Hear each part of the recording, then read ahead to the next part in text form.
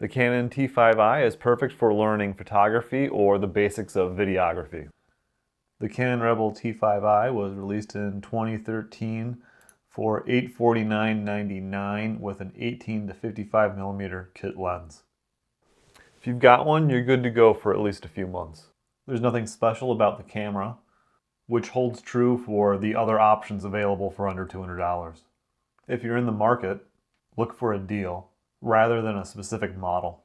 The next jump in features, especially for video, is going to be around $350 with some of the Panasonic Micro Four Thirds cameras, like the G7, G85, or GH4. For a legendary Canon DSLR experience, I'd recommend gear enthusiasts look for a Canon 5D Mark II. Everything will have links in the description, including to the manual, which has answers to most questions. Disclaimer, there are also affiliate links that I get money from if you click through and make a qualifying purchase. It uses an LPE8 battery, which is discontinued. I'm working on a video to show you how you can capacity test batteries to avoid the worst of the third-party trash that is out there. You can't charge via USB, which is terrible for travel. Instead of getting an LCE8 charger, get a universal third-party charger that works via USB so that you can use it with a power bank. Get any SD card with UHS-I. That will mean the card will have a capacity of at least 32 gigabytes.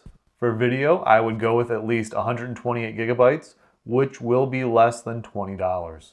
Looking at eBay completed listings is the best way to see the prices that people are currently paying. Auctions will generally have the lowest prices and can be some of the best deals. My advice is to search around for a deal and then be ready to pounce on it when you find it. Canon EF lens compatibility is phenomenal. Those are the full frame lenses. The EF-S lenses that are going to be used with the T5i really leave a lot to be desired. However, there is a larger selection of budget lenses for both Micro Four Thirds and Sony E-mount. There are different versions of the 18 to 55mm lens, but it isn't difficult to find. It's probably going to be one of the least expensive lenses to find because it was a kit lens for so many different cameras for such a long time. One of the two telephoto zooms is going to be the 55 to 250mm. The second inexpensive option would be an EF lens, the 75 to 300.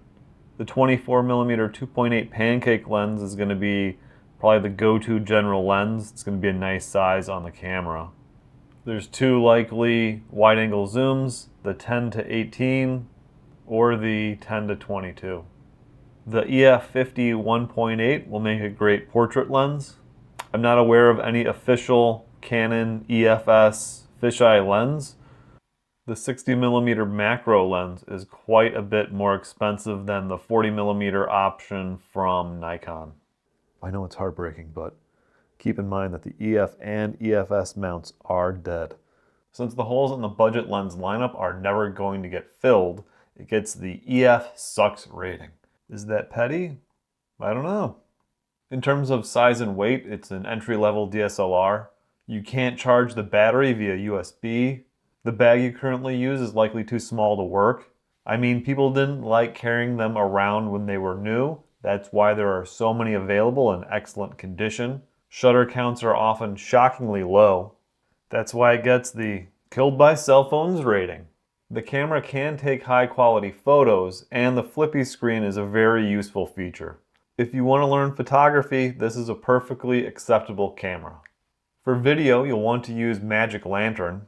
It will enhance the capabilities of the camera. Combined with modern editing tools, Magic Lantern will allow you to squeeze the performance out of the camera. I'll give it a learning photo video rating, meaning you'll outgrow or get bored of the camera probably within 6 months. I don't think the price to performance is good.